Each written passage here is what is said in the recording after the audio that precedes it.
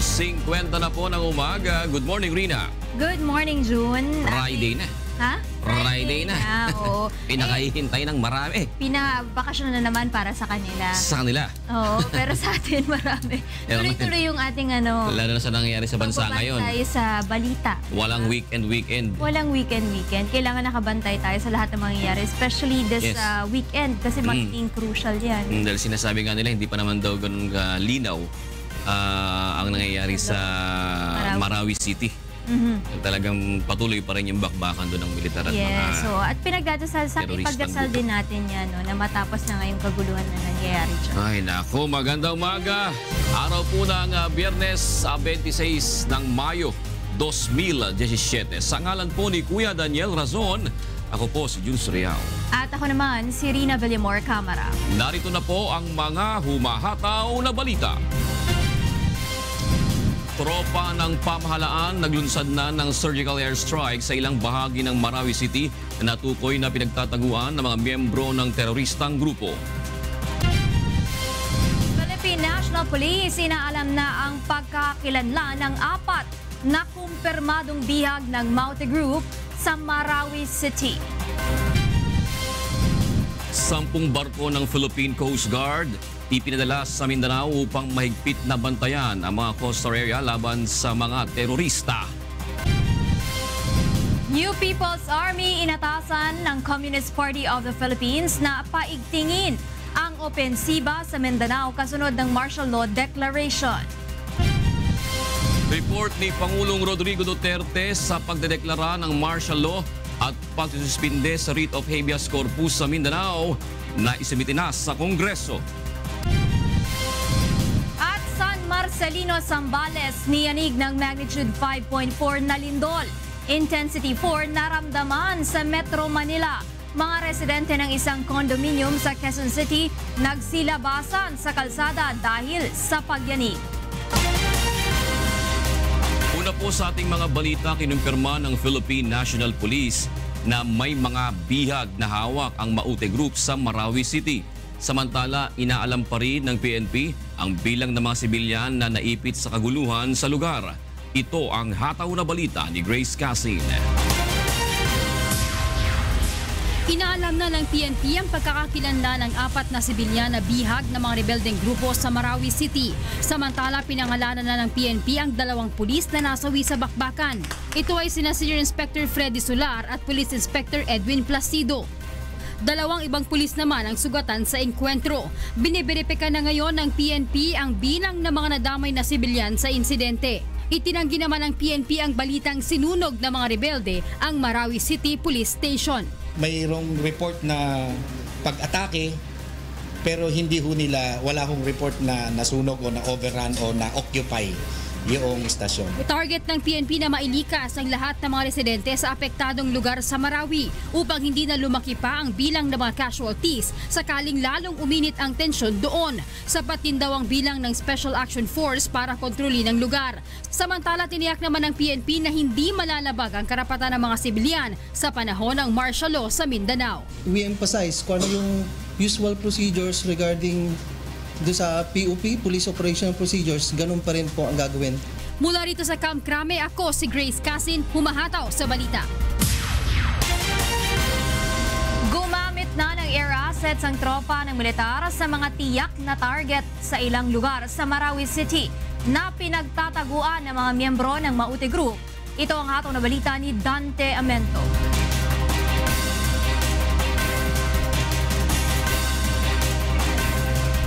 Natin ang report na yan ni Dante Amento. Nagpadala na ng mga tauhan ang Philippine Coast Guard upang mahigpit na bantayan ang mga coastal areas sa Mindanao. Ito ang hataw na balita ni Aiko Miguel. Tututukan ng PCG ang mga pantalan sa Mindanao dahil posibleng gamitin itong entrance at exit point ng mga terorista. Lalo rin itong hihigpitan ang isinasagawang inspeksyon sa mga pasahero at mga bagahe ng mga ito. Ang jurisdiction ng Philippine Coast Guard would be primarily do sa mga ports tsaka do sa mga barko. So magkakaroon ng strict implementation ng mga regulations sa barko at medyo magiging meticulous yung mga inspection. Magsisilbi rin ang Coast Guard bilang karagdagang puwersa ng tropa ng pamahalaan. Nagpadala na ang Philippine Coast Guard ng mga K9, Sea Marshal at Special Operations Group upang magbantay sa coastal areas sa Mindanao laban sa mga terorista. 10 barko na ang naipadala ng PCG sa Mindanao. Partikular na ipinadala sa coastal area ng Iligan ng BRP Tubataha at BRP Malabrigo. We have deployed floating assets sa Iligan. This is to support the ongoing AFP PNP operations. Ang instruction ay lahat ng outbound tsaka inbound passenger na papasok doon sa Iligan Port, inspeksyonin na maigi. We have deployed at least 10 vessels already. 6 yung nandoon sa Zamboanga and then 4 yung nandito sa Marawi. And then we have plans to add another 2 dito sa Davao. Nananawagan naman ang PCG sa publiko na kapag may nakitang kahina-hinalang tao sa mga pantalan ay agad ipagbigay alam sa kanila. Mula sa Manila, ako si Aiko Miguel, humahataw sa balita. Balikan natin ang report ni Dante Amento hinggil sa paggamit ng air assets ng tropa ng militar sa mga tiyak na target sa ilang lugar sa Marawi City na pinagtataguan ng mga miyembro ng Maute Group. Ito ang atong balita ni Dante Amento. Inumpisahan na kahapon ng government forces sa Marawi City ang pagsasagawa ng surgical airstrikes sa mga lugar na tiyak na pinagkukutaan ng Maute Group. Ito ay upang mas mabilis na masupil ang mga rebelde.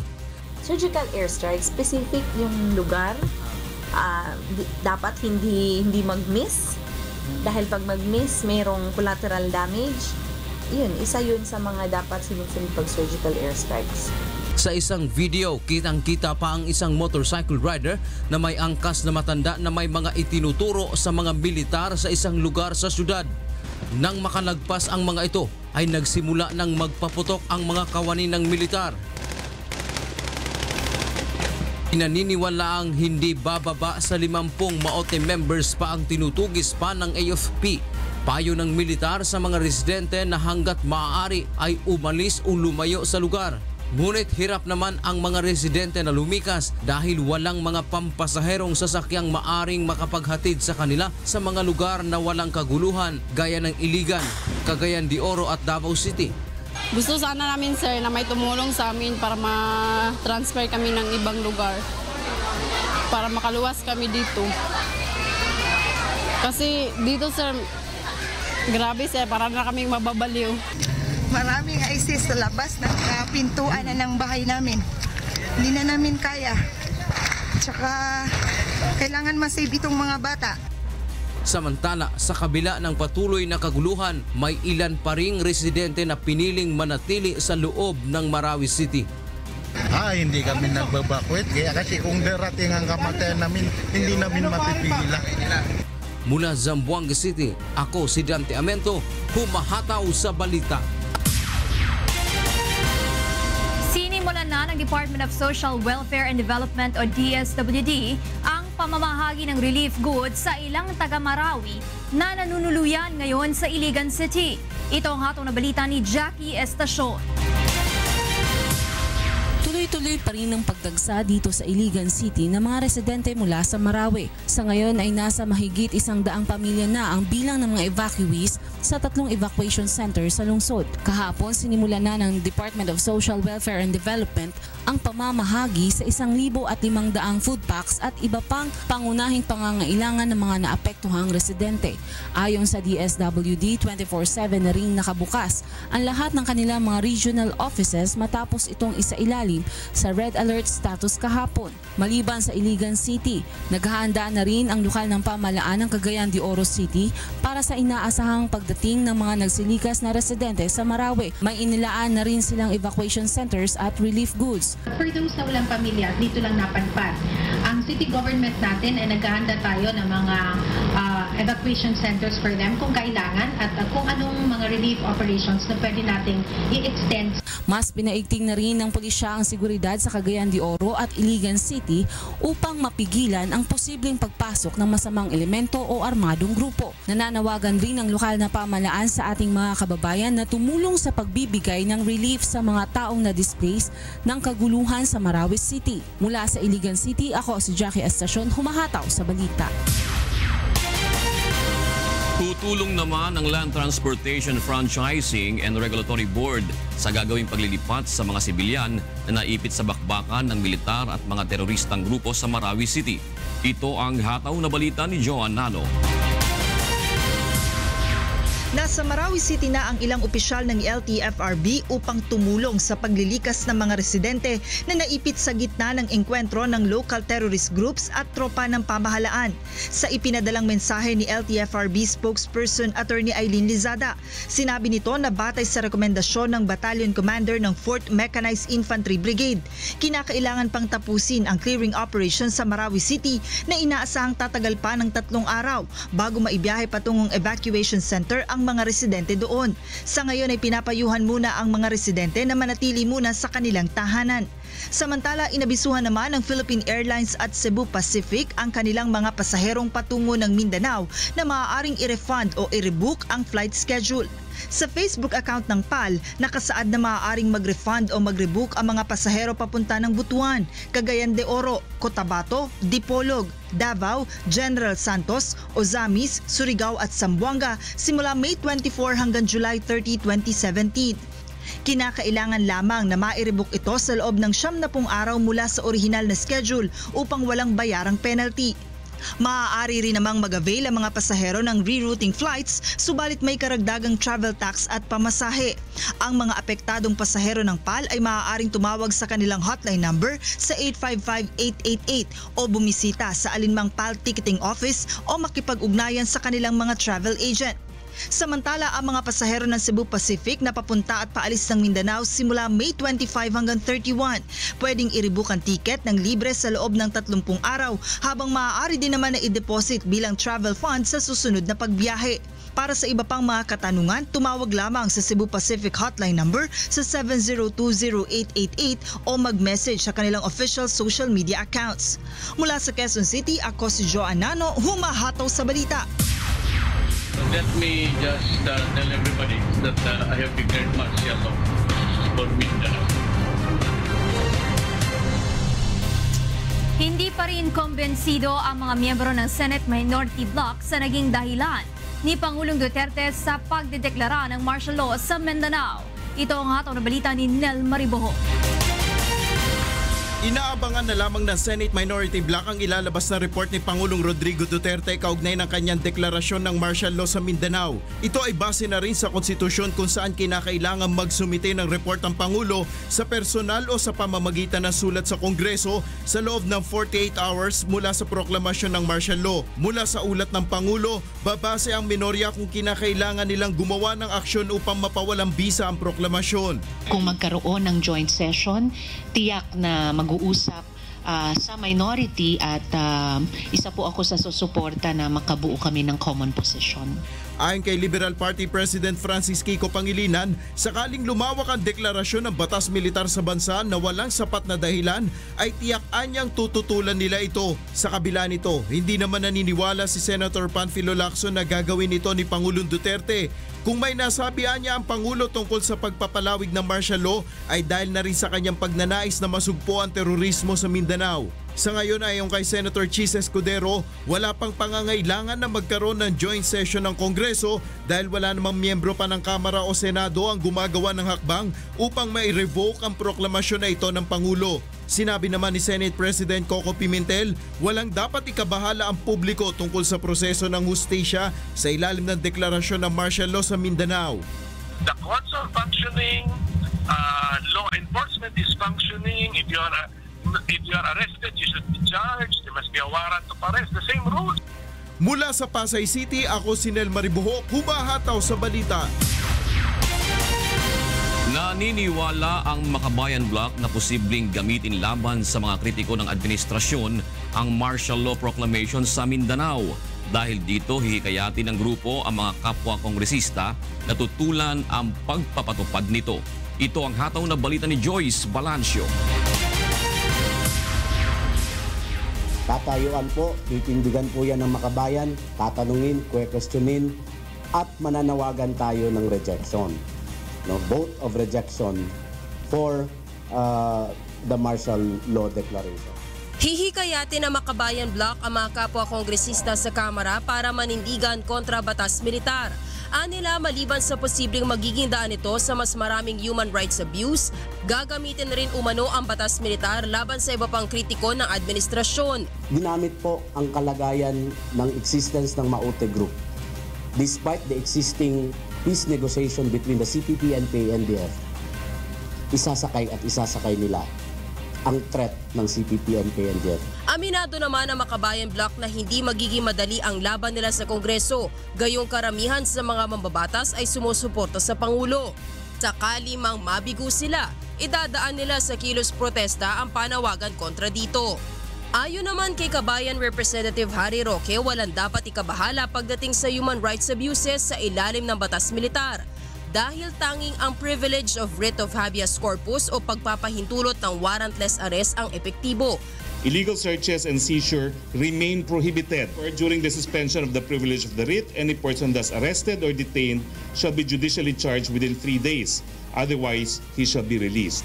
Dagdag naman ni na One Care Party List Representative Carlos Roman Uybareta at Ako Bicol Party List Representative Rodel Batucabe, dapat pagkatiwalaan ng publiko ang desisyon ng Pangulo.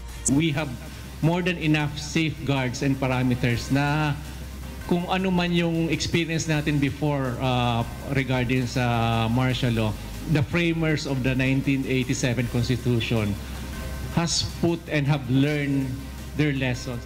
Instead of criticizing the President, let us keep our complete trust in him. Because kung iba naman po ang intensyon ng ating Pangulo, ang gusto niya maging diktador, mag-abuso, lalabas at lalabas rin po yan. Ako si Joyce Balancio, humahataw sa balita.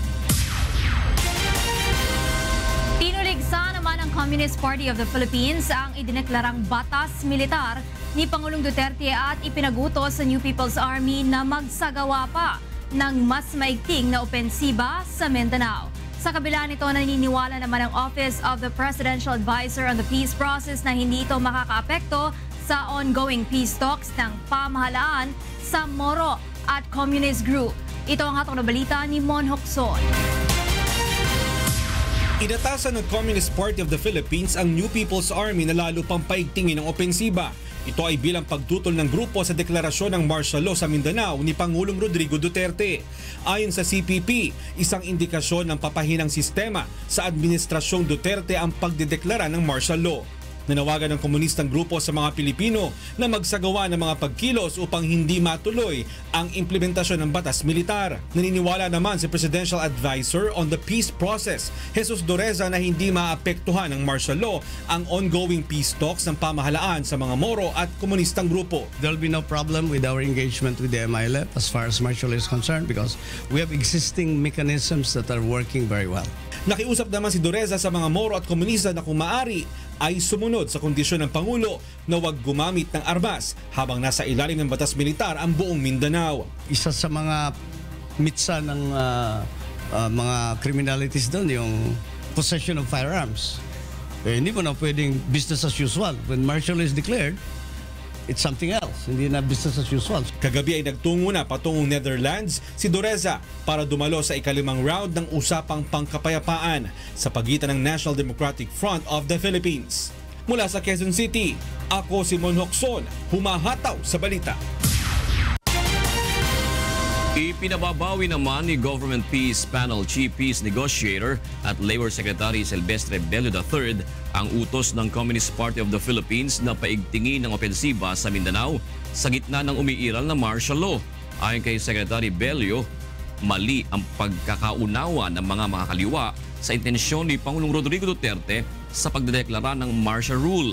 Anya, layon ng proklamasyon na ibalik ang law and order sa Mindanao, ipagtanggol ang mga sibilyan at pangalagaan ang mga pribado at pampublikong ari-arian.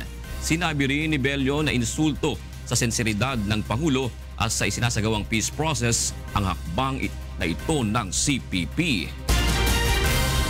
Malaki ang pagkakaiba ng martial law noon sa panahon ni dating Pangulong Ferdinand Marcos at sa martial law na idineklara ni Pangulong Rodrigo Duterte sa Mindanao. Alamin natin yan sa hataw na balita ni Roderick Mendoza. Tutol ang ilang grupo at mga mambabatas sa deklarasyon ng martial law sa Mindanao. Isa sa kanilang dahilan ang pangambang maulit ang mga pang-aabuso noon sa ilalim ng rehimen ni dating Pangulong Ferdinand Marcos. Pero kung ang isang constitutional law expert ang tatanungin, malayo itong mangyari. Iba na kasi ang pamantayan ngayon ng martial law sa ilalim ng 1987 Constitution. Kung noon ay walang pwedeng tumutol kay Marcos, sa ngayon pwedeng ibaliwala ng Kongreso ang martial law at pwede itong reviewin ng Korte Suprema. Kung dati ay walang taning ang martial law, sa ngayon limitado ang pag-iral nito sa 60 araw. Kung noon ay hawak ng mga sundalo pati ang mga korte at sarado ang Kongreso, ngayon lahat ng ito ay mananatiling bukas. Ginawang mas democratic, ginawang may check and balance, ginawang parang na-soften ang martial law sapagkat this now becomes a shared responsibility sa tatlong kapangyarihan ng pamahalaan, ng executive, ng legislative, ng judiciary. Malayo na rin anyang maitago ang mga pang-aabuso ngayon dahil hindi naman kontrolado ng pamahalaan ang media. Mayroong paraan din para ma-countercheck kung lumalabis ang kapangyarihan niya, kung lumalabis at may pagmamalabis yung nag-i-implement dyan sapagkat nandyan ngayon ang isang active na media. So sa aking palagay, yung kinakatakot natin na martial law noon ay hindi itong martial law ngayon. Ayon pa kay Attorney Garcia, ang mahalaga sa ngayon ay masupil ang banta ng maute at maiwasang kumalat ang bakbakan. At this point, we have to rally first, I think, behind the President. And at the same time, we have to rally behind our troops and we have to eliminate and neutralize the opponent and we have to save the civilian population. That to me is the most urgent thing to do. Hindi lamang anya ito problema ng Pangulo at ng pamahalaan, kundi problema ito ng buong bansa. Mula sa Quezon City, ako si Roderick Mendoza, humahataw sa balita.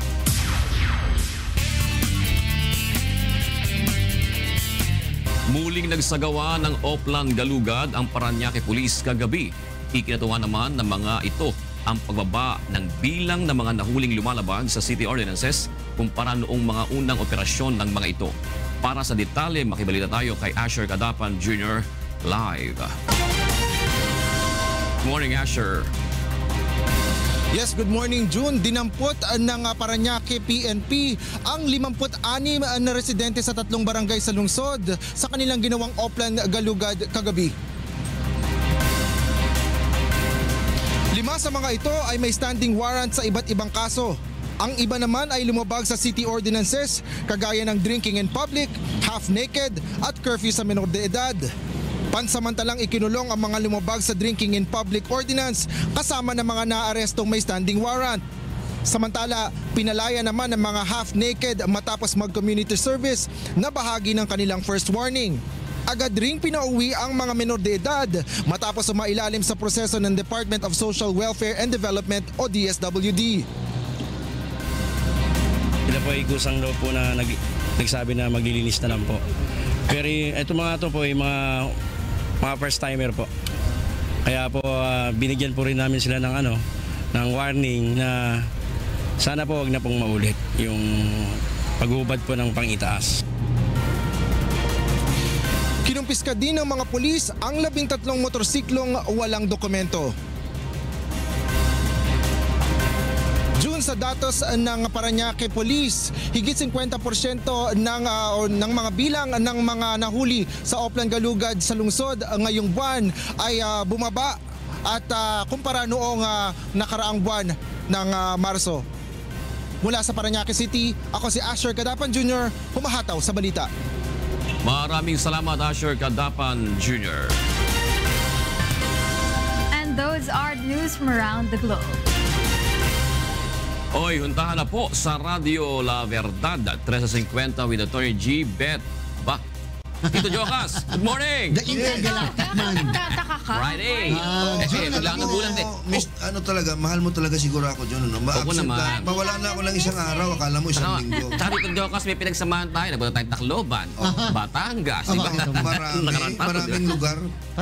Parehas pala kayong Intergalactic Men. Na ano yan, medyo Ballistic. through the process Ballistic of... matindi na parang North Korea. Galit na yan pag ballistic. Si Kim Jong-un yan. Alam mo si John na Prof. John, dahil nga sa process na tinatawag natin na osmosis. Osmosis. Natutulad na rin sa'yo. Natutulad na rin sa'yo. Pero ano pa... Parang nagkakawig na kayo. Ano kasi hindi na kami pwede magtabi sa kama. Aba, mag-guard si Ate She. Andon si Tita She. Pero kung nagtabi kami, baka na kumpleto ang proseso. Ay, pero mga kasabahay, at June Rina, nakasubmit ang ating Pangulo on time hanggang alas 10 kagabi nung kanyang report. Paano process nun, Attorney G? Well, sinasabi naman nakalagay din naman sa saligang batas at saka nasa rules kasi ng Senado at saka ng House of Representatives. May mga nagsasabi kasi dapat daw mag-convene na kaagad ang Kongreso para nga pag-usapan kung dapat nilang ibaliwala o dapat nilang panigan itong declaration ng martial law. Subalit pinapanindigan ng Senate President, pinapanindigan ng Speaker of the House, at yun naman din ang mga majority. Both of whom incidentally are from Mindanao. Sabi nila, hindi na. Magko-convene lang kami kapag aming puputulin na o tatapusin na o i-revoke ang martial law o kaya i-extend natin. Pero hanggat kami na may nag-agree dyan sa martial law, walang pagko-convene ng joint session ng Congress. Ang ibig sabihin nila, while there are senators and even members of the House of Representatives na gustong pag-usapan, dahil siyempre, ang isa sa mga magiging rason nila yan, how can we even consider revoking it kung hindi tayo nag-uusap, hindi tayo nagdidebate, di ba? Pero ang bulta naman dyan is that I think majority of the senators and members of the House, I think parang nagpirma yata sila ng resolusyon endorsing the declaration of martial law. So may majority decision na. So kahit sabihin mo magdebate pa, nandiyan na rin, majority naman pabor. Pero siyempre June at Trina, pag napakinggan mo talaga, lalo na yung ito ang balita natin kagabi at saka yung mga binabalita natin ngayon, pag nakita mo talaga hindi siya ordinary law enforcement problem. Correct. Hindi siya yung mga akala mo huhuli ka lang ng mga drug suspect. Hindi, lumalaban talaga. Actually, Prof. George, talagang iba. You can classify it as rebellion. Kasi unang-una may sarili, yung bandera. Yung bandera ng ISIS, itinayo nila. Ibig sabihin, they want to secede from this country. They are rebelling. So, hindi sila napakasakop, ibig sabihin. Pasok siya sa invasion or rebellion. Walang invasion, pero they are rebelling against the government. At saka may mga area talaga doon sa Marawi hindi pa napapasok hanggang sa kasalukuyan ng ating military. Sapagkat sabi nga nila, kahit nasa malayo, bigla na lang may parang hangin na lalagpas sa iyo. Bala na pala yun. So napaka-dangerous talaga doon. Oo, napakahirap din. Pati nga daw sa loob na ng kampo.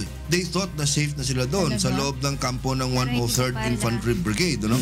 Sabi nga ng isang reporter ng isang broadcast entity, bigla na lang parang may nadidinig kami na sound na parang nagwi-whistle. Yung pala bala na kasi bigla na lang nagtakbuhan na daw yung mga sundalo at polis na naghahanap ng makubera nila. Kaya nga yung mga iba nating kababayan dyan, nakakalungkot man dahil ngayon ang pagsisimula ng Ramadan, madami pa rin po kasing hindi umaalis doon sa area sa Marawi. Siyempre siguro ayaw nilang iwanan yung kanilang mga ari-arian. May business dun Oo, wala rin silang mapuntahan din at saka ang paniniwala na baka mas magugutom sila. Pero siyempre po, lalo-lalo na doon sa iba, baka mas may inganyo pa natin sila na kung kakayanin, makaalis na lang muna. Mas importante ang buhay ninyo at buhay ng inyong pamilya. Doon. Dahil talagang napakahirap. Dahil hindi mo na malamang, lalo na kapag sila ay paalis na, patakbo na yung mga mauti, may posibilidad na sila mang kidnap na lamang, mag-hostage. Or George, yung pag kunyari they find themselves cornered na. Alam naman natin yung pag cornered ng isang, lalo na isang tao, nagiging delikado yan. Lalo na yung cornered animal syndrome na tatakbo yan kung may matatakbuhan. Pero pag wala na matakbuhan yan, na yan, lalaban na yan, may ikang idadamay niya na yung iba dyan. Sige, tatalakayin namin yan mamaya ng malawakan dito sa atin sa huntahan. Pero narito na ang mga dapat abangan sa ikalawang paghataw ng mga balita. Report ni Pangulong Rodrigo Duterte sa pagdideklara ng martial law at pagsususpindi ng writ of habeas corpus sa Mindanao na isumite na sa Kongreso. Administrasyong Duterte napanatili ang mataas na public satisfaction rating batay sa pinakabagong survey ng social weather stations. San Marcelino, Zambales, niyanig ng magnitude 5.4 na lindol. Intensity 4 naramdaman sa ilang bahagi ng Metro Manila. Mga residente ng isang condominium sa Quezon City nagsilabas sa kalsada dahil sa pagyanig. Department of Education nagsagawa ng school hazard mapping sa mga naapektuhan noong 2013 storm surge sa Leyte. Sa detalye po ng mga balita, nagpatawag ng special cabinet meeting si Pangulong Rodrigo Duterte sa Presidential Guest House sa Panacan, Davao City kahapon. Kasunod ito ng inideklarang batas militar ng punong ehekutibo sa buong Mindanao matapos sumiklab ang bakbakan sa Marawi City sa pagitan ng pwersa ng pamahalaan at ISIS-influenced local terrorist groups noong Martes. Kasama rin sa pagpupulong ang mga top security officials ng bansa na sina Armed Forces of the Philippines Chief of Staff at Martial Law Administrator General Eduardo Año at Philippine National Police Chief Director General Ronald Bato de la Rosa. Samantala, wala pang detalyeng inilalabas sa Malacanang hinggil sa mga napag-usapan sa special cabinet meeting. Let me just tell everybody that I have declared martial law for Mindanao. Isinumite na kagabi ni Pangulong Rodrigo Duterte sa Kongreso ang kanyang report ukol sa deklarasyon ng martial law at suspensyon sa writ of habeas corpus sa buong Mindanao. Mag-aalas 10 ng opisyal na matanggap ito ni Senate President Aquilino Pimentel III at House Speaker Pantaleon Alvarez. Kasama ng Pangulo sina Congressman Alvarez at Senator Pimentel sa Davao City kung saan nagsagawa ng special cabinet meeting. Nakatakda namang magsagawa ng closed-door briefing ang Senado sa Lunes, May 29 upang talakayin ang report ng Pangulo. Sa Miyerkules naman, May 31, isasagawa ang executive session ng Kamara para pag-usapan ang magiging detalye ng pagpapatupad ng martial law. Matapos ang closed-door meeting, sa aaksyon ng Kongreso kung may pangangailangan bang i-revoke ang deklarasyon ng martial law o extend ang pagpapatupad nito. Suportado ng ilan nating kababayan ng hakbang na martial law declaration ni Pangulong Rodrigo Duterte sa Mindanao. Samantala, bagamat may mga bumabatikos sa administrasyon, sang-ayon pa rin ang maraming Pilipino sa paraan ng pamamalakad ng Pangulo sa bansa batay sa pinakuling survey ng social weather stations. Ito ang hatol na balita ni Rosalie Cos. Nagpahayag ng suporta ang ilang Pilipino sa deklarasyon ng martial law ni Pangulong Rodrigo Duterte sa Mindanao upang malabanan ng terorismo. Naniniwala sila na ito ang tugon sa malalang kaguluhan doon. Karapatan din yan, tsaka para maging mapayapa ang bayan natin. Pabor din ako sa yung deklarang martial law para mahawakan nila yung tawag ng seguridad ng mga mamamayan doon sa Mindanao. Parang maalis lahat yung mga problema natin na mali ang ginagawa ng mga kababayan natin. Samantala, nasisihan pa rin ang maraming Pilipino sa paraan ng pamamahala sa bansa ng Pangulo. Positive 66% ang nakuhang grado ng Administrasyong Duterte o Net Satisfaction Rating batay sa pinakahuling survey ng social weather stations para sa first quarter ng 2017. 75% sa 1,200 respondents sa buong bansa ang nagsabing nasisiyan sila sa pamamahala ng Pangulo. 9% ang hindi satisfied at 16 ang hindi makapagdesisyon. 5 puntos ang itinaas ng Net Satisfaction Rating ng Pangulo kumpara sa naitalang 61% noong December 2016 survey. Nakakuha ng very good rating ang Pangulo sa pagtulong sa mahihirap. Good naman sa isyu ng paglaban sa terorismo at pagtatanggol sa territorial rights ng bansa. Gayon din sa paglikha ng hanap buhay, pagsawata sa krimen at katiwalian, pagtugon sa isyu ng extrajudicial killings, foreign relations at ugnayan sa Muslim at communist rebels. Tiniyak naman ng Malacanang na mas pag-iibayuhin ng Pangulo ang pagtatrabaho para magkaroon ng pagkakatiwalaang gobyerno ang mga Pilipino at makamit ang pangmatagalang kapayapaan at patuloy na pag-unlad sa bansa. Mula sa Malacanang, ako si Rosalie Cos, humahataw sa balita. Naniniwala ang ilang Davaoenyo na walang dapat ikatakot sa pag-iral ng martial law sa Mindanao. Ito ay sa kabila ng pangamba ng ilang mga mambabatas at human rights activists na magkaroon ng mga pang-aabuso sa karapatang pantao. Ito ang hataw na balita ni Janice Inhente. Martial law ang pinakamabisang solusyon sa nangyaring kaguluhan sa Mindanao. Ito ang paniwala ng ilang Davaoenyo kaya naman hindi umano sila nababahala sa ginawang pagdedeklara ni Pangulong Rodrigo Duterte ng batas militar sa rehiyon. Basta mo abay lang sa mga balaod, tayo nga ikadlukan. Ako, sigurado ko nga murag dili gyud siya pareho sa una. Ako yun ko anak, kaya kanang martial law manggod sa karon nga panahon, makaayo na para sa tuwa. Hinimok ng lokal na pamahalaan ng Davao ang mga residente sa lungsod na sundin ang mga guidelines kaugnay ng ipinapatupad na martial law sa buong Mindanao. With regard to the guidelines, I did not see any opposition to it because these were only permissive, not mandatory. Kabilang sa nakapaloob sa guidelines ang paghikayat sa publiko na agad na tumawag sa Davao Central 911 kung may napapansing kahina-hinalang bagay o tao. Pag-iwas na magtungo o lumabas sa Davao City at magtungo sa ibang lugar sa Mindanao. Iwasan ang pagbiyahe gamit ang motorsiklo. Pinapayuhan rin ang publiko na umiwas muna sa matataong lugar. Ang religious groups ay hinikayat rin na isagawa ang kanilang mga aktibidad sa umaga. Ang mga minor de edad naman ay hindi pinahihintulutang lumabas ng bahay, maliban na lamang kung may kasama itong nakatatanda. Tuloy-tuloy ang mahigpit na seguridad ang ipatutupad ng mga militar at pulis upang masiguro na walang makakapasok na terorista sa lungsod. Mula sa Davao City, ako si Janice Hente, humahataw sa balita. Sa kabila ng nangyayaring bakbakan sa Marawi City, tiniyak ng Armed Forces of the Philippine Central Command na wala pa itong namomonitor na banta sa seguridad sa Central Visayas. Ito ang hataw na balita ni Gladys Tuabi. Sa talumpati ni Pangulong Rodrigo Duterte sa pagbabalik bansa nito mula sa Russia noong Miyerkules ng hapon, sinabi nitong posibleng i-extend sa Visayas at Luzon ang martial law declaration.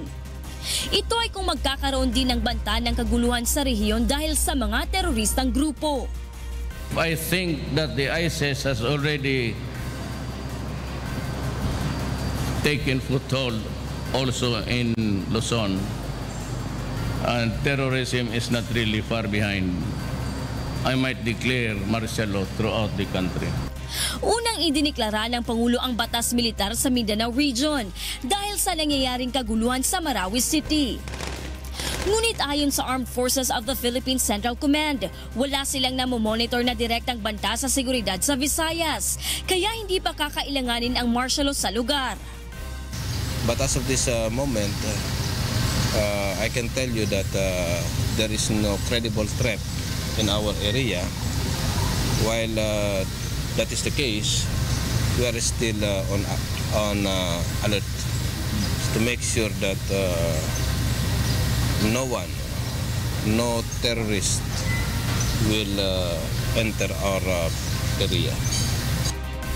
Ngunit upang matiyak na hindi mag-i-spill over sa rehiyon ang kaguluhan sa Mindanao, maglalagay ng checkpoint ang PRO7 sa lahat ng strategic places at entry points upang ma-monitor ang lahat na papasok sa rehiyon. We are already strengthening our security at the southern border. Actually, matagal na yan. Dugay naman na siya na nandiya ang Navy. Because it is the seas that connect us to the southern portion of the country. Mula sa Cebu, ako si Gladys Tuabi, humahataw sa balita.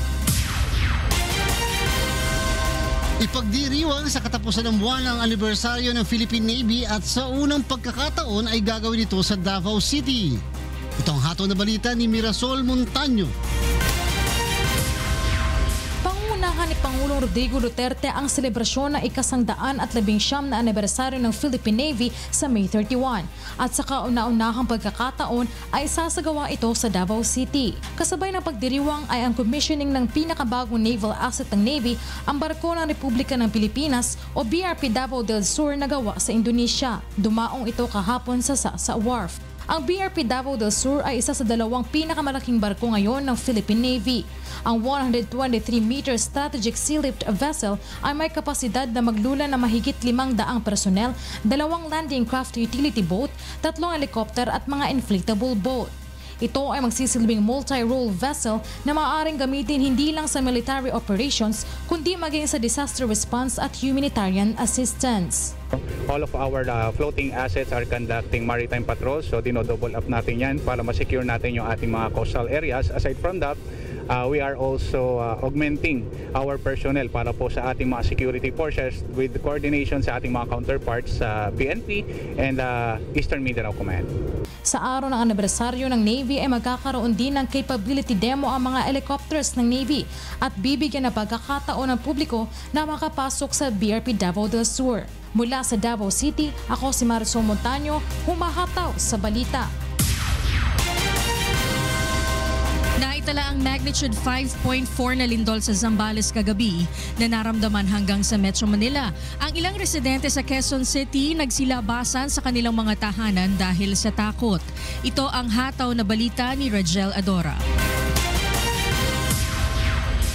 Niyanig ng magnitude 5.4 na lindol ang Zambales pasado alas 10 kagabi.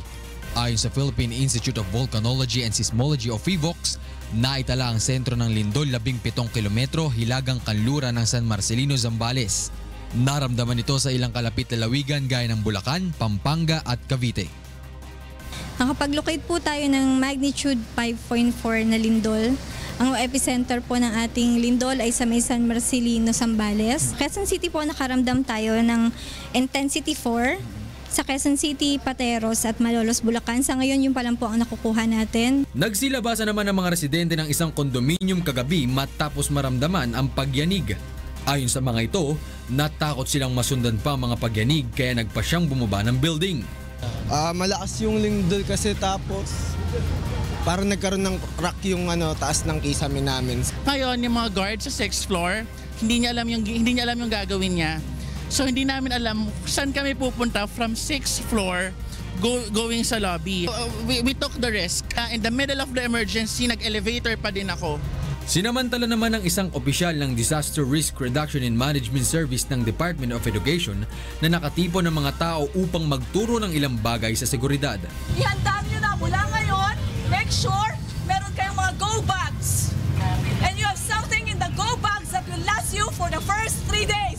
Pinapayuhan naman ng PHIVOLCS ang publiko na maging handa sa posibleng aftershocks. Rajel Adora, humahataw sa balita. At sa kaugnay na balita, nagkabitak-bitak naman ang mga dingding sa ilang palapag ng Delpan Evacuation Center sa Maynila matapos ang pagyanig kagabi. Mula sa Maynila, alamin natin ang detalye kay Reynante Ponte live. Yes, Reynante, magandang umaga. Yes, Attorney G, magandang umaga. Bukod nga sa Quezon City, naramdaman din dito sa lungsod ng Maynila ang pagyanig kagabi. At matapos ito ay nakitaan ito ng mga bitak ang Delpan Evacuation Center.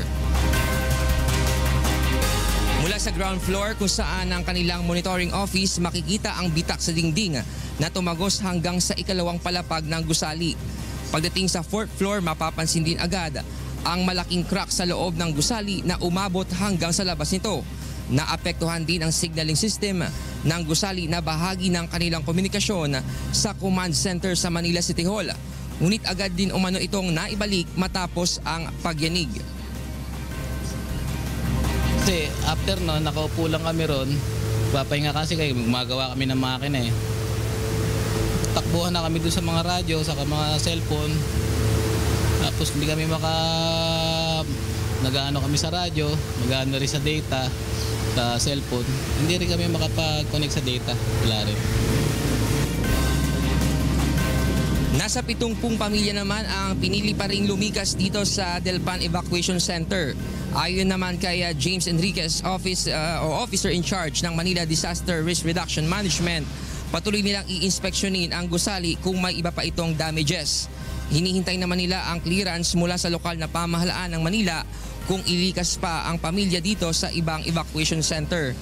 Ipapa-inspeksyon muna din ito sa City Engineering ang structural integrity ng gusali para matiyak kung ligtas pa rin itong tuluyan. Attorney G, i-inspeksyonin din nila ang ibang evacuation center at gusali sa Metro Manila kung may napinsala din ito dahil sa lindol. Yan muna ang latest mula dito sa lungsod ng Maynila. Ako si Reynante Ponte, humahataw sa balita. Maraming salamat, Reynante Ponte mula sa Maynila.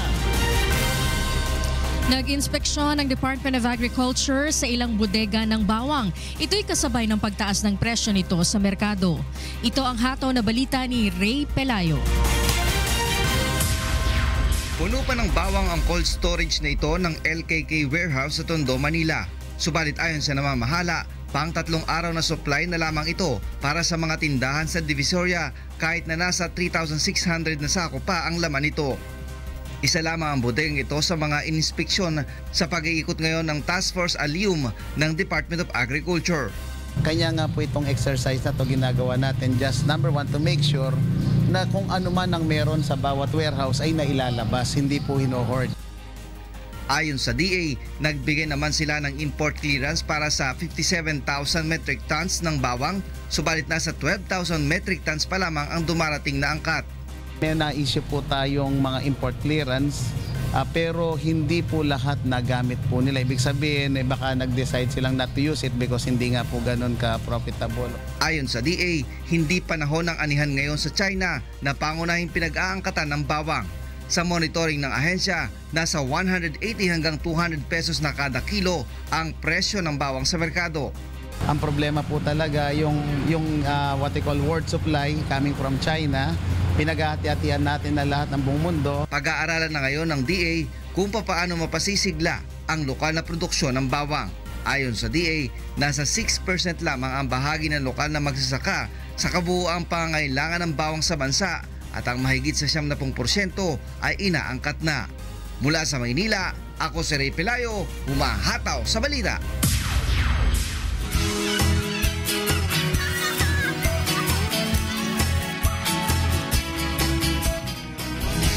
Patuloy ang isinasagawang school hazard mapping ng DepEd Leyte sa mga lugar na natamaan noong 2013 ng storm surge, katuwang ang mga non-governmental organization para sa disaster preparedness and management ng mga estudyante. Ito ang hataw na balita ni Jeneline Gakit. Nakikipagtulungan ang Department of Education Leyte Division sa Save the Children, isang non-government organization, sa isinasagawa nitong student-led hazard mapping sa 3 bayan ng Leyte na nasalanta ng 2013 storm surge. Liban sa Tacloban City, natukoy din ng DepEd ang mga bayan ng Palo, Tanawan at Tolosa. Halos 20 paaralan ang kanilang natukoy sa 3 bayan na ito na mapanganib sa storm surge. Kaya naman, pinaigting nila ang disaster awareness, preparedness and management sa mga nasabing lugar. We are already doing preparedness measures since the time 3 years ago of the Yolanda. These are lessons learned from our schools. Ngunit ayon sa DepEd, wala man sa panganib ng storm surge ang isang lugar, ngunit flood-prone area naman ang eskwelahan, ay magtuturo din sila ng disaster preparedness sa mga bata bilang pagsunod sa DepEd Order No. 23 na inisyu noong 2015 ng DepEd Central Office. Meron po din ng mga schools that are hazardous to the students. That is why we have implemented 2015 that mandate. For the school children and the students who definitely know which safe and not safe for them. Samantala, ayon sa DepEd Leyte, inaasahan nila ang 200,000 enrollees mula sa kindergarten hanggang grade 6 ngayong school year, 98,000 mula sa secondary schools habang 20,000 naman para sa senior high school. Jeneline Gakit, humahataw sa balita. Doon, no? Kung hindi lang sa atin nagkakaroon ng rally-rally sa buong. Pati terrorismo, iba't ibang parte rin ng mundo, di ba? Yes, so wala tayong magagawa kundi magdasal, di ba? We hope and we pray na matigil itong kaguluhan na ito. And dapat we act as one, di ba? Wala munang bangayan, ano? Para sa mga karagdagang balita, bumisita lamang sa aming website, ang untvweb.com. At abangan sa ikatlong paghataw ng mga balita. Russian government suportado ang kampanya ng Administrasyong Duterte laban sa terorismo at droga. 3 balangay o sinaunang bangka ng Pilipinas muling maglalayag papuntang China. Kauna-unahang Little Olympics ng Armed Forces of the Philippines, Philippine National Police at Philippine Coast Guard sinimula na kahapon. At mahigit 500 pulis, kawani ng media at kanilang mga anak o kaanak na tulungan sa isinagawang libreng medical mission ng UNTV, MCGI at National Press Club sa Camp Olivas, San Fernando, Pampanga. Araw na po ng Biyernes, May 26, 2017, kasama ang buong puwersa ng UNTV News and Rescue sa iba't ibang panig ng daigdig. Makasama po natin si Bradley Robusa sa Baguio City, si Deb Riveral magulot mamaya po sa Cebu City, si Dante Ambento sa Zamboanga City, si Amiel Pascual naman po ay nasa Taiwan. Kanina po ay nagatid sa atin ng balita si Myla Guevara sa Singapore at si June Garing sa Paris, France. Tayo po ay sa bayang napapakinggan sa radyo La Verdad 1350. Totoong balita, tunay na kalinga para sa kapwa. At narito na po ang ikatlong paghataw ng mga balita. Russian government suportado ang kampanya ng Administrasyong Duterte laban sa terorismo at droga. Tatlong balangay o sinaunang bangka ng Pilipinas muling maglalayag papuntang China. Kauna-unahang Little Olympics ng Armed Forces of the Philippines, Philippine National Police at Philippine Coast Guard sinimula na kahapon. Mahigit 500 pulis, kawani ng media at kanilang mga kaanak natulungan sa isinagawang libreng medical mission ng UNTV, MCGI at National Press Club sa Camp Olivas, San Fernando, Pampanga. Sa detalye po ng mga balita, suportado ng pamahalaan ng Russia ang kampanya ng Administrasyong Duterte laban sa iligal na droga at terorismo. Ito ang hataw na balita ni Victor Cozare. Nagharap sa isang bilateral meeting kahapon sina Department of Foreign Affairs Secretary Alan Peter Cayetano at Russian Foreign Affairs Minister Sergei Lavrov. Dito muling nagpasalamat sa Secretary Cayetano sa pag-unawa ng Russia kung bakit kinailangang putulin ni Pangulong Rodrigo Duterte ang kanyang official visit dahil sa tensyon sa Marawi City at maging sa ginawang pag-adjust ni Russian President Vladimir Putin sa kanyang schedule upang makausap si Pangulong Duterte bago ito umalis pabalik ng Pilipinas. It's unfortunate that the development in Mindanao absolutely requires the presence of President Duterte in the Philippines. He was sad to cut short his trip to Russia as he was very much looking forward to this visit for several months. So we can surely say that the visit of President Duterte to the Russian Federation did provide an important impetus in the development of stable relations between our countries. Sa panig naman ni Minister Lavrov, sinabi nitong suportado ng Russia ang kampanya ng Administrasyong Duterte laban sa terorismo at iligal na droga. I would like to reiterate our commitment to working together in security sphere in fighting terrorism, fighting drug trafficking and other matters.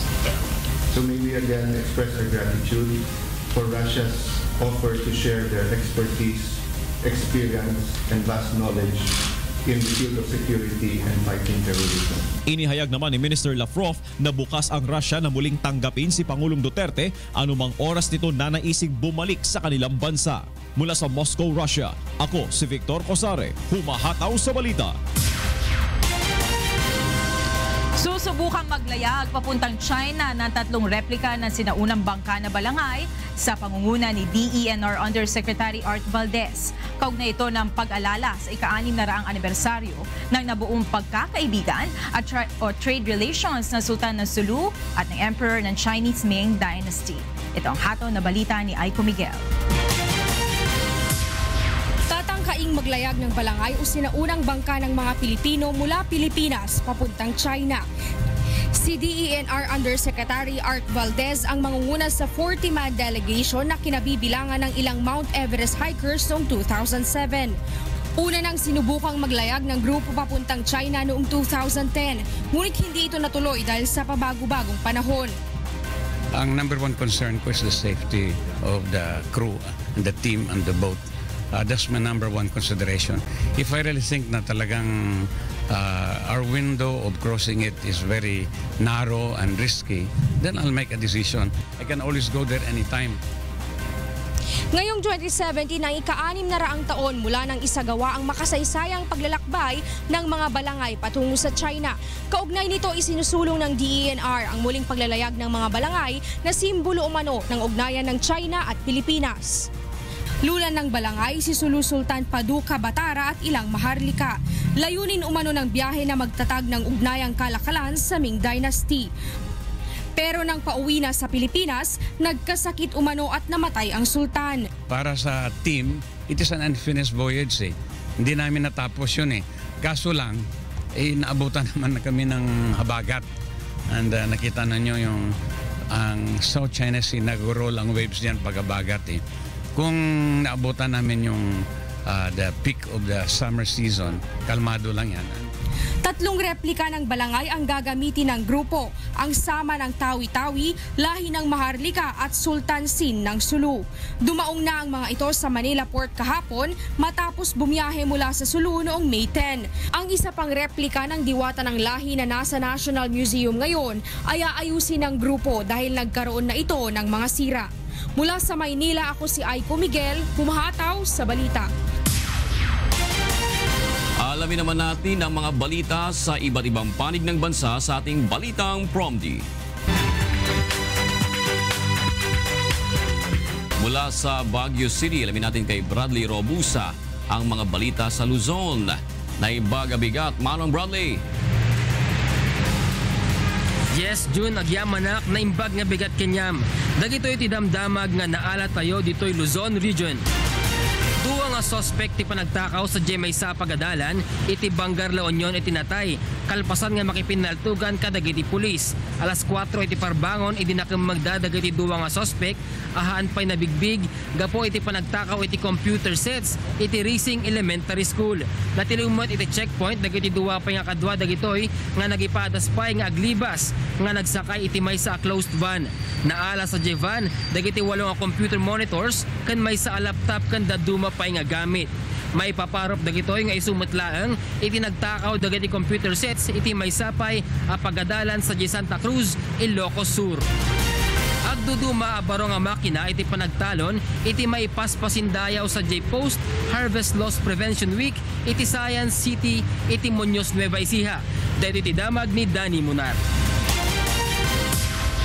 Ipinakita sa mga magsasaka at ilang opisyal ng Agriculture Department ang paraan ng paggamit ng ilang makabagong makinarya sa pagsasaka.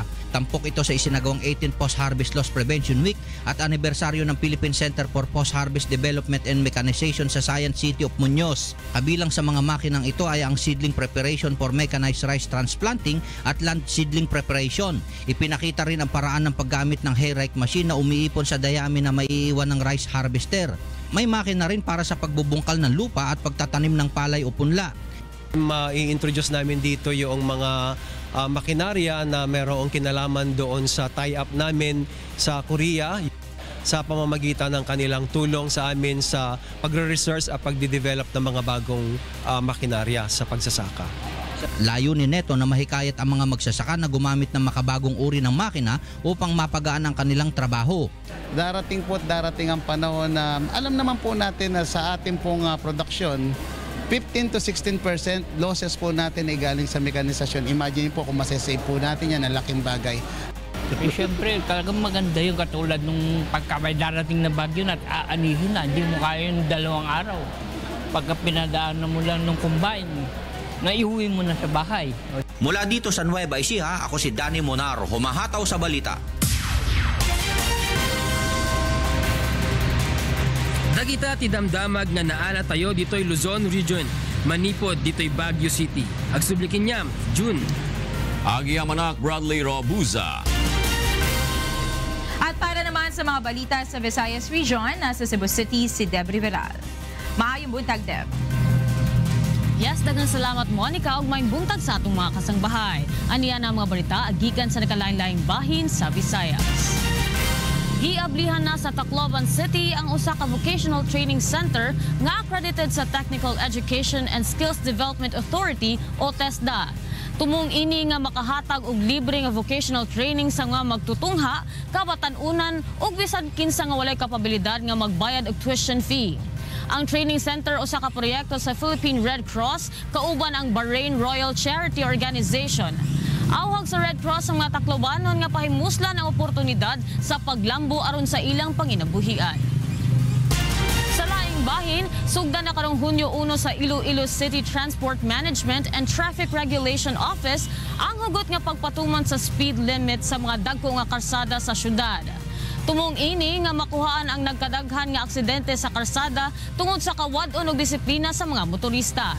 Ang maximum speed para sa mga pangpubliko nga sakyanan sa national roads mao ang 60 km per hour, samtang 50 km per hour sub para sa mga truck. Subay ini nga nagbutang na ang TMTRO og mga speed limit signs sa lain-laing kalsada sa syudad. O kana mga bita na atong nakuha dinhi sa rehiyon sa Kabisayan. Gikan dinhi sa Cebu City, balik dinha sa inyo Monica. Daghang salamat, Deb Riveral. At mula naman sa Zamboanga City, makibalita tayo kay Dante Amento. Buenos dias, Dante. Buenos dias, June. Buenos dias, mga kasangbahay. Tagil mga notisya na rehiyon de Mindanao. Yamanda con el mga hepe ejecutivo lokal na Zamboanga Peninsula que conveni con el Diila Peace and Order Council. Este para asigurao que bueno el ta implementa seguridad na Diila mga jurisdiksyon después con el conflicto ta sucede na Marawi. Asigon na yaase sa memorandum del Region 9 Peace o Region 9 Peace and Order Council Chairperson Ben Climaco, alcaldesa del Ciudad de Zamboanga, yamanda con estos que intensifica con el seguridad, particularmente na mga establishmento que bajo de administración del gobierno local. Yamanda sumite también el alcaldesa con el mga director del DILG na Region 9 un report acerca del sitwasyon na mga lugar na diila jurisdiksyon. Mientras tanto, ya conduci Oplan Bulabog el mga autoridad na cuantos barangay na Ciudad de Davao por causa con el mga recibir report acerca con el mga desconfiado gente. Take el report de Janice Inhente. Kapin 160 ang gidala sa police station human ang gipahigayon nga Oplan Bulabog sa militar ug PNP sa pipila ka barangay sa syudad sa Davao. Sorpresa nga giadto sa Task Force Davao ug Davao City Police ang mga barangay kagahapon gipagawas ang tanang lalaki sa matag balay ug ang walay maipakita nga identification gidala sa estasyon sa pulisya. Importante gyud no kung na mas na-register ang atoang ang lumulupyo sa usa ka barangay no kay para ma-monitor sa barangay officials ug sa mga nagpuyo mismo didto no kung kinsa ang bag-o sa ilaha. Pagkahuman sa investigasyon, gibuhian na dayon ang mga naimbitahan sa presinto. Gipatigayon ang Oplan Bulabog human makadawat og impormasyon ang mga otoridad nga adunay gikatahapang mga tawo sa ilang barangay. Meron ding mga reported information na gi-validate nato no like a concerned citizen no na taga doon din sa kanila nagsabi na kung pwede puntahan ito na area kasi suspected na mga merong mga nagkakanlong sila ng mga suspicious also no na mga tao doon sa kanila. Tumong niini nga operasyon nga masiguro nga walay mahitabong illegal nga aktibidad o bisan unsang plano nga panggubot sa matag barangay. Samtang report sab sa pulisya nga wala sila'y natala nga krimen sa syudad sa Davao, sugod nga gipatuman ang martial law sa Mindanao. Gikan sa Dakbayan sa Davao, ako si Janice Inhente, humahataw sa balita. SL mga notisya, yasa nga kita na rehiyon de Mindanao. Desde aquí na Ciudad de Zamboanga, vera contigo otra vez, June. Gracias, Dante Amento.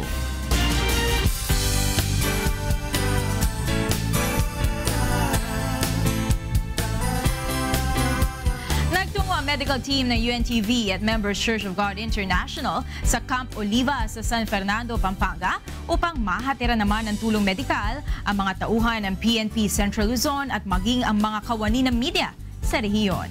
Narito ang ulat ni Joshua Antonio. Ang mga pulis at maging ang media ang ilan sa mga karaniwang nilalapitan ng ating mga kababayan sa oras ng pangangailangan. Ngunit sa pagkakataong ito, ang mga mamamahayag naman at mga kawani ng PNP ang tumanggap ng tulong sa kanilang pangangailangang medikal. Ito ay sa pamamagitan ng isinagawang medical at dental mission sa Campo Libas, City of San Fernando, Pampanga ng UNTV at Members Church of God International sa pakikipagtulungan ng National Press Club. Hindi lamang mga pulis at media men ang napaglikuran dito, kundi maging ang kani-kanilang kaanak. Muli naming pinasasalamatan sa panig po ng National Press Club, tsaka po ng Region 3 Press Club, ang UNTV, particular po si Kuya Daniel at saka po si Brother Eli Soriano. Walang sawang pagsuporta po sa mga ganitong proyekto ng National Press Club. Maganda yan, lalo na sa trabaho natin, takbo rito. So kailangan natin ng medical attention. Lalo na ako, may edad na rin. Kaya yun, malaking tulong yun. Yung advocacy ni Ka Daniel. Umabot sa mahigit 500 ang natulungan sa iba't ibang medical at dental services. Mayroon ding libreng serbisyong legal, libreng salamin sa mata at libreng gamot. Kami ay nagpapasalamat talaga kay Kuya Daniel at sa pamunuan din ng UNTV dahil kumbaga kinalinga talaga nila at tinitinan din nila ang kalusugan ng ating mga kapulisan. Marami pong mga kapulisan ang natulungan dito po sa ginawa nilang medical mission. Natutuwa po kami dahil sa first time nangyari yung ganitong pagkakataon na kami ay pinuntahan ng grupo ng mga doktor at nurses. Masayang-masaya kami at nagkaroon ng UNTV at saka National Press Club sa Region 3 along this area sa San Fernando at sana meron pang susunod na ganito. Joshua Antonio para sa Serbisyong Kasambahay. Para naman sa ating balitang sports, narito si Rina Villamor, Kamara. Yes, Rina. Hi June, good morning. Little Olympics ang ating pag-uusapan at syempre hindi mawawala aking trivia patungkol sa Little Olympics. So kung kailan nga ba nagsimula yung mga Little Olympics na yan, yung mga Olympics for the kids? Kailan nagsimula? Oo. Hindi sa bansa natin hindi. Oo, meron sa bansa natin, meron din sa ibang bansa. Kailan daw nagsimula? So magkaibang year. Oo, magkaibang year. Tama. Medyo kailan latter nagsimula part ang na yung Little atin Olympics? Oo, Baka yung doon pa sa bahay bata ng nanay nila. Ha? Pwede naman, no? Pwede naman. Mga Olympians na pala in the making sila. Di ba may mga kambal nga para nagpapaligsahan sa loob ng womb ng mommy, oo. Di ba may ganun? Makita mo sa ultrasound daw yun. Minsan ganun ba? Yes, oo. Pero ang Little Olympics nga ay nagsimula noong 1852 sa Massachusetts. Kasi ni-require nila yung mga estudyante nila na kailangan mag-participate sa isang sport sa eskwelahan nila at kailangan ay mag-compete na rin sila. So yun yung kauna-unahang Little Olympics na ginawa nila. 1852 sa Massachusetts. Nagtayo sila ng mga park tsaka playground kung saan pwedeng maglaro at mag-ensayo yung mga bata. Sa bansa natin, Rina, kailan? Sa bansa naman natin, syempre nauna dyan yung palarong pambansa, 1948. Pero ang pinaka-proper talaga na training sa mga bata, narinig nyo na yung Milo, di ba? Milo Olympics natin. Yan, 1969, nung simulan nila yan.